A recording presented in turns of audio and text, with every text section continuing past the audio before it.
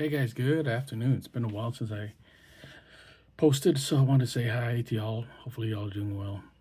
So, I'm trying to think about certain things about work and things like that, but and something came up really amazed me in the perception of people towards certain groups or certain individual.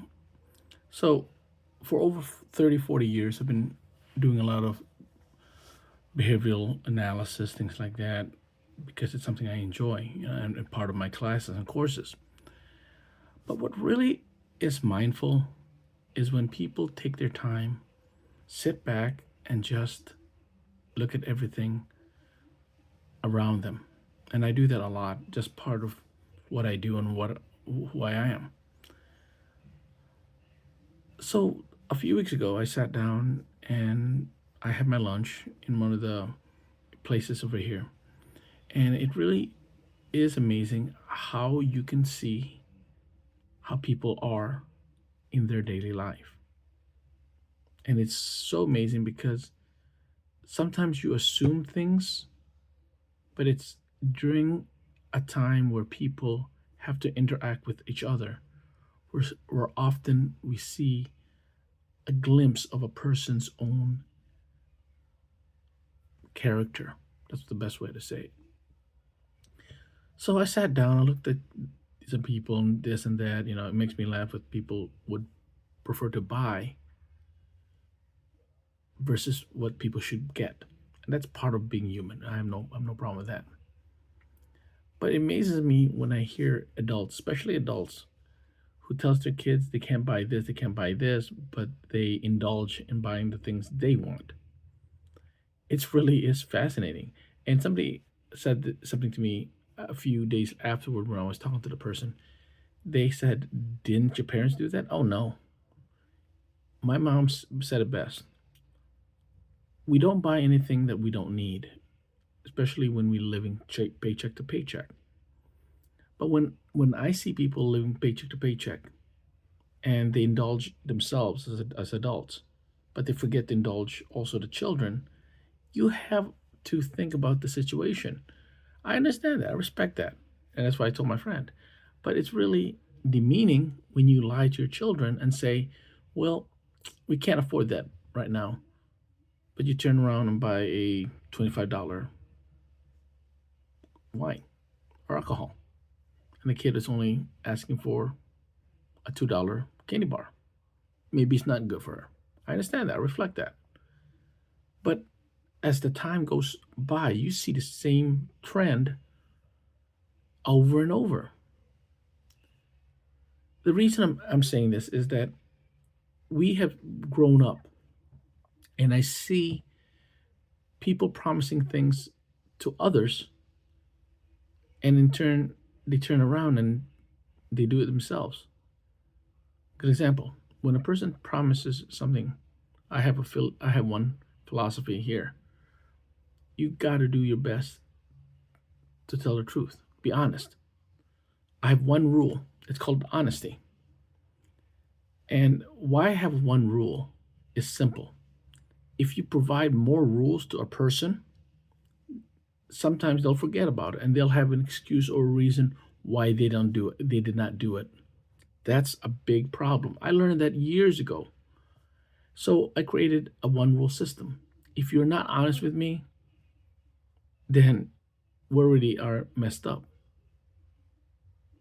So when I see people promising somebody, especially their kids, and they turn around and do the same thing to themselves and with others, you got to ask the character of a person and integrity. I've heard white lies is not that bad. You're right, but the junction of your decision to do something like that has to be based on some kind of reason.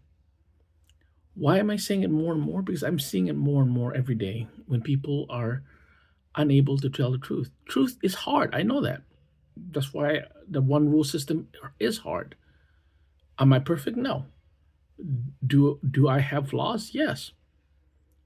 But the problem with a promise and a lie, it creates and it snowballs. And it snowballs into a situation that you guys can't control and we can't control as people. But that example of a parent promising their child something and telling the child you can't do it, whatever, but you turn around, spend $25, but you can't spend $2, and you're lying to your child or exaggerating to your children, that will turn around because the children will remember. Some adults will say, "Well, kids don't remember."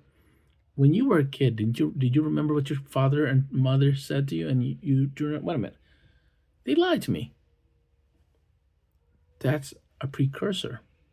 People might say, "No, it's not." Well, you might be right. You might be wrong. But the abstract point about it is that we have become so focused in deception that when people deceive each other, it's becoming the norm.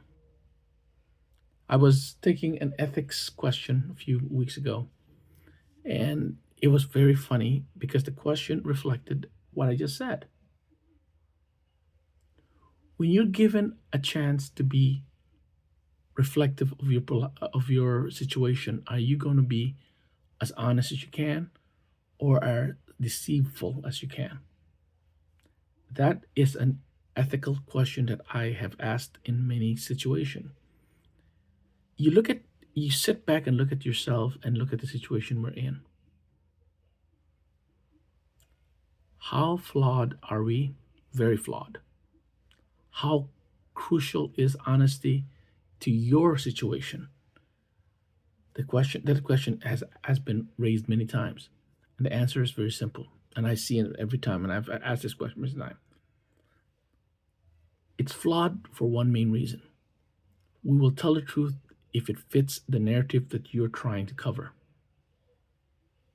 Beyond that, people will never tell the truth. And there's people like me who are able to distinguish to a certain degree if you're going to lie or you're going to tell the truth. There's people out there who does this for a living, and they're hired to do this for a living. And the sad thing about it,